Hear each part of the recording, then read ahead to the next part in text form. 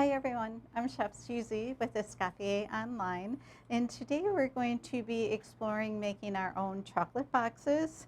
Since we did the chocolate tempering last week, we're going to learn some uses for these chocolates that we're tempering.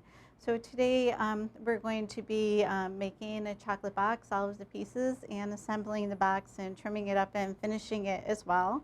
Something that you might find kind of fun for the holiday season. So let's go ahead and get started.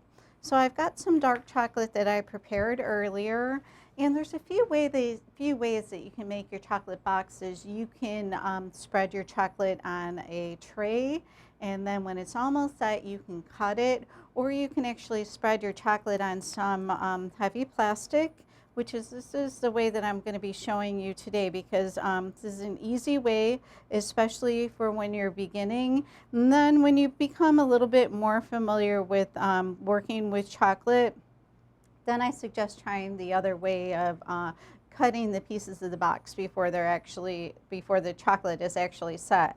So if you go that route, you're going to want to make some sort of a template so you're ready and you know the sizes that you're going to be cutting, because there's really a short period of time that chocolate is just soft enough to not melt back when you cut the knife through, and it doesn't get too hard. So just be prepared ahead of time. But let's go ahead and explore this way with actually spreading the chocolate on the plastic. So I cut some pieces of plastic. I've got them on a half sheet pan here because this is not a piece of marble that's going to cool the chocolate. I want to be able to work with it a little bit. So what we're going to do is we're going to spread the chocolate on here, and then we're going to take the pieces of plastic off. So I have a top and a bottom, which are the same size, and I have 4 sides for the box, like super easy. So I'm just going to be putting the chocolate on these plastics, and I'm just going to be spreading it. And you don't want to get this too thin, because then it's going to be a little difficult to manage the box. So you want some thickness to this.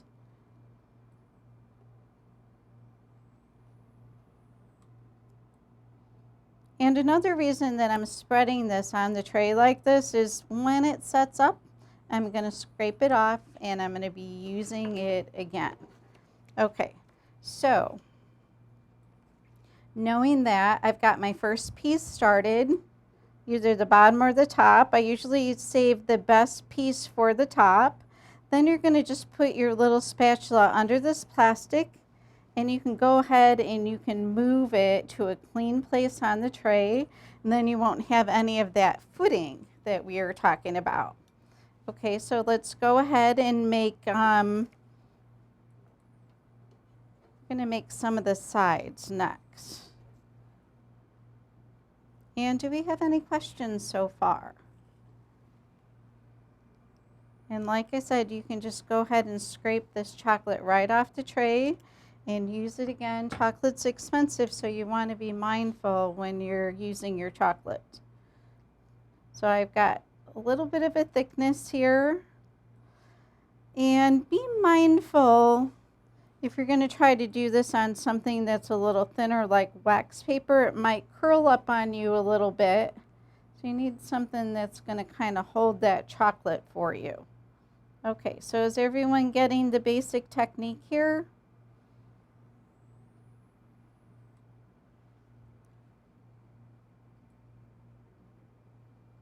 Okay, you're going to have to kind of get your spatula under here. And then we're just moving them to a clean place on the tray. And please let me know if you have any questions. I'm going to kind of scrape some of this off to the side a little bit.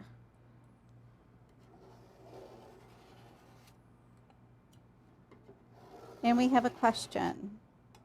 Someone missed what you said you were putting the chocolate on. Okay, so we have a question on what I'm putting the chocolate on. I'm just putting the chocolate on some heavy plastic that I have cut in the shapes that I want. I'm doing a square box today, so we've got our chocolate, we have our plastic for our chocolate cut in a square, and it's hard to see here, but here's the shape here. We have top and a bottom the same size, and then I was working on some sides as well. Okay, so we're going to go ahead and we're going to do another bottom or a top. And we have another question. Someone asked where you can find plastic templates. Okay, you can buy this plastic for cakes at the baking supply place, and then I just cut the size that I wanted. And take into consideration when you're cutting the size that take into consideration what you're putting in the box. Like for example, I've got some strawberries that we'll be filling a box with today, and sometimes those can be a little large. So you want to make sure that your box is going to house whatever you're going to be putting in it. So keep that in mind. What I did is I took a couple of strawberries and I put them on a piece of paper, and that's how I made my template. That's how I knew what size I was going to be using. Okay, so we're going to go ahead and spread some chocolate on these last few sides. And sometimes these plastics can be a little hard to see. And do we have any questions on anything so far?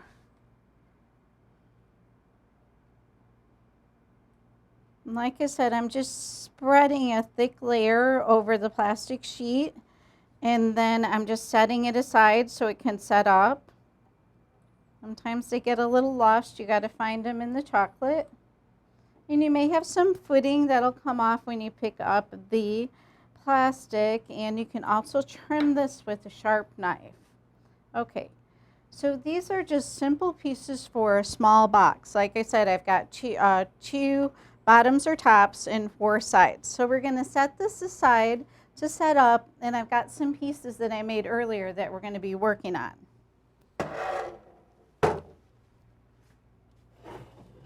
Okay, so I've got some pieces for our box that I made earlier.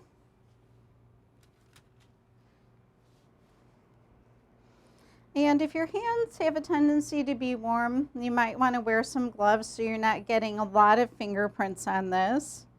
Okay, so I've got some pieces that I pulled the plastic off already.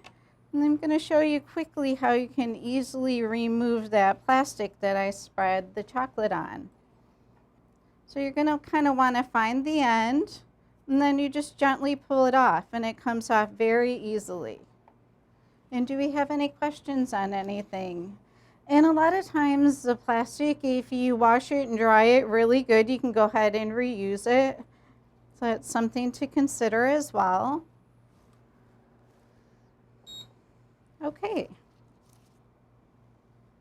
Then I've got a piece of plastic here. And just peel this off carefully.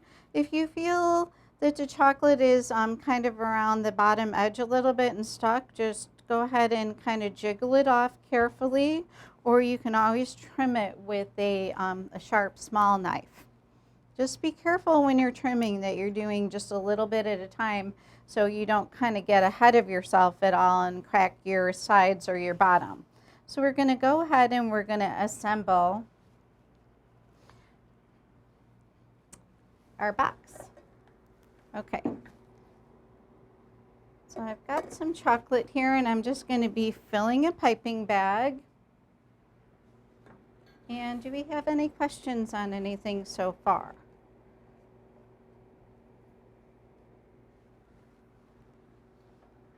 Okay.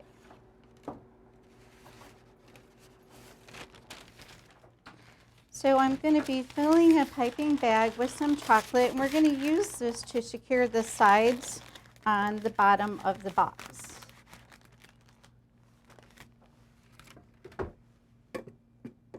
This is super easy to do. Just make sure that you allow yourself enough time so you're not rushing through this and no one's distracting you. And it's just really another one of these things in baking and pastry that's a step-by-step process. Just do one step at a time, take your time, and you'll do just fine. Okay, so let's go ahead and assemble our box. And we're going to be doing this kind of in a similar way to the way that we would assemble the sides of a gingerbread house or any other thing that we're building. So you're going to want to put a little bit of chocolate down, and no worries if it goes over the sides, because you can always trim it off later, and you'll see with the box that I've made. And we have a question. Is it The question is, can you use unsweetened chocolate? I haven't. I don't know about tempering that, but you can definitely try it if you can't have any sugar. I would say try something small and kind of see how it works out for you. Okay, so we're going to go ahead and we're going to put our sides on. And I see that this side is just a little too long. So I'm just going to be trimming it up with my knife. And what I'm going to do is I'm going to check my other sides. They're just a little bit too long where I want them to. So we're definitely going to be trimming those. And what's nice about trimming is I have this one side too that had a little corner missing, so you can trim off some of those. Okay, so do we have any questions? This is super easy to do. It's a fun thing to do, especially for the holiday.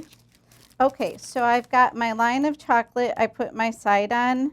Now I'm putting a little bit of chocolate up on the sides. And you may have to hold it in place for a minute so it sets up a little bit on you. But here we're like well on our way to our box. And do we have any questions? So it's kind of holding its own a little bit. Oops, we had a little fall down, but that's okay. That's been known to happen, especially it's just a little bit warm in here. So I'm just sticking it back on, and the three sides are kind of holding together themselves. Then I'm going to be putting the final side. We might have to trim it off a little bit so it kind of slides right in the center. So don't worry about your box. If it's not looking perfect when you're assembling it, you can always trim it off later. Okay. So I'm going to trim this one off so it slides right on the inside. And I'm going to be putting some extra chocolate for some glue.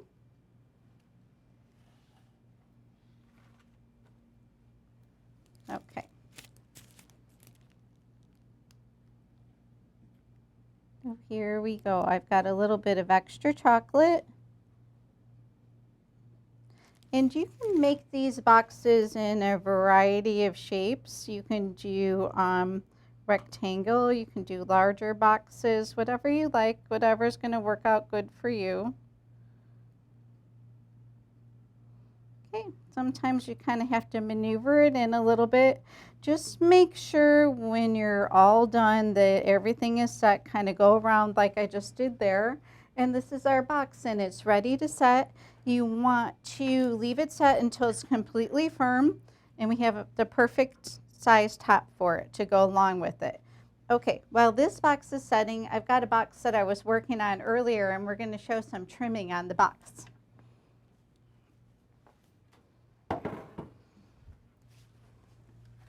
Okay, so as you can see, the box is not perfect, but I'm going to be trimming it up a little bit. But you're going to want to be careful that you don't break the box. If you feel any breaking occurring, I would definitely slow down and reassess your box and ask yourself, does that really look that bad? Does it really have to be trimmed off? And I think we have a question. Someone missed if you said if that was semi-sweet chocolate. The chocolate that I'm using is a semi-sweet chocolate, the same chocolate that we used for tempering last week. You can use a variety of different kinds of chocolates, and even if you're new to making chocolate, you can use a chocolate coating, maybe for your first one to try it out. Let me know if you have any questions or if you need any suggestions on chocolates.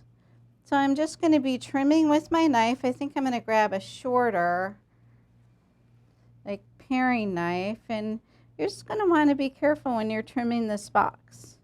Not to over trim. You just want to clean it up a little bit, but you definitely don't want to jeopardize the structure at all. So be careful where you're cutting. See, I'm just cleaning it up a little bit.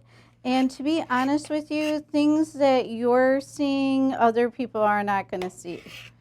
So no worries when it comes to something like that. And be careful when you're moving your box around. So I'm just gently trimming this up. I'm just shaving off some of these bigger pieces. I'm not trying to make this perfect at all because, like I said, No one is going to notice if you give the box for a gift. They're just going to be blown away that it's so beautiful and that you actually made something to put your pastries in. Okay. So make sure that your knife is sharp, and I do recommend using a small knife, maybe a paring knife. You'll have a little more control. The small blade. And do we have any questions? Someone's asking about boxes like this without seams. Asking if that was a template or something more advanced. Okay, we have a question about boxes without seams, like perhaps maybe a heart-shaped box or even a round box. You're always going to have a seam where things come together, like the round disc, you're always going to have a seam, and you'll try to clean that up the best that you can. But what you can do is create your own template, and you can maybe make a round disc to start. You can cut it. Remember, we talked about cutting chocolate when it's a little bit past the semi-soft stage where it's holding a knife cut, but it's not running together. You can cut a disc or a heart shape, and then you can put your chocolate on the plastic the same way I did with the sides, and then you're going to stand it up around the outside while it's not set yet because you're actually setting it around the disc. So definitely a little more challenging than a square box. I do recommend starting with a square, small square, or a rectangle in the beginning, like the one that I'm making today. As you can see, it's super easy. The technique that I showed, putting the chocolate on the plastic. So our box is now trimmed up a little bit and it is ready to go. So we have another question. How long does the box need to set? How long does the chocolate need to set? It definitely depends on the warmth of your kitchen and where you live. Where you're, if it's hot and humid there, it's going to take a little bit longer. But to set it up all the way at room temperature, I would say just on average, it's going to take at least an hour. And you can put it in the refrigerator to help it out if it's too warm, but be careful of moisture that you're just putting it in there until it sets. So we have our box and we're going to be filling it. So let's go ahead and we're going to put it on a plate and we'll get it ready to be filled. But first, we're going to do a little bit of piping on the lid. Kind of looking at my lid, it needs a little TLC, I see. And I've got a little white chocolate that I melted earlier, and we're going to go ahead and do some piping with this white chocolate. And do we have any questions on anything?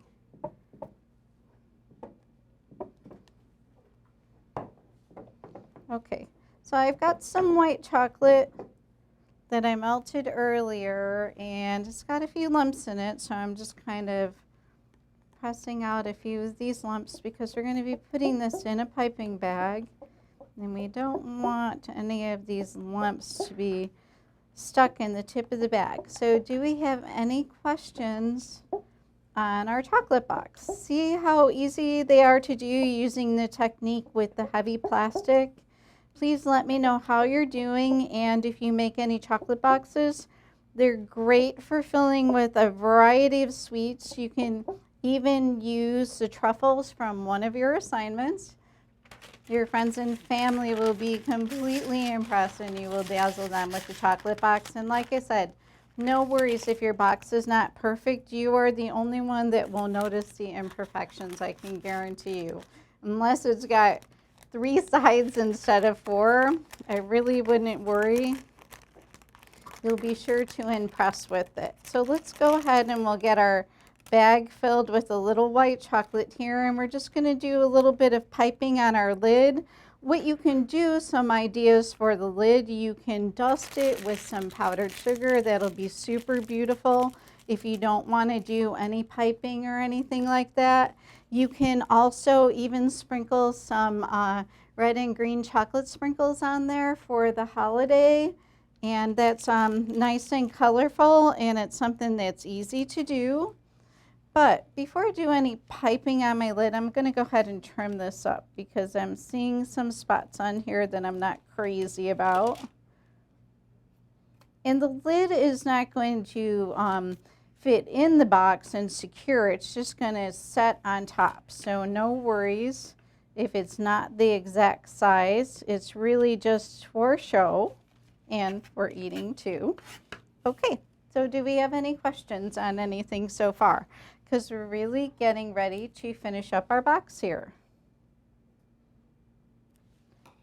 Okay, so I'm just going to be doing some piping with some white chocolate. I'm just going to be doing some dotting around my box. I'm just trimming this up a little bit, however you like to do it. You could even finish your box with some candies if you like, and the sprinkles are really nice for this time of year too. I'm just doing some dotting with some white chocolate. You can use different colors of chocolate, whatever you like, whatever your style is. And please call me if you have any questions, or send me an email if you need any help with your boxes, especially if you're going to be making these for the upcoming holiday season. And I hope you're going to try your boxes. You'll have lots of fun. So I've just got some simple dotting here. We're just going to do some looping.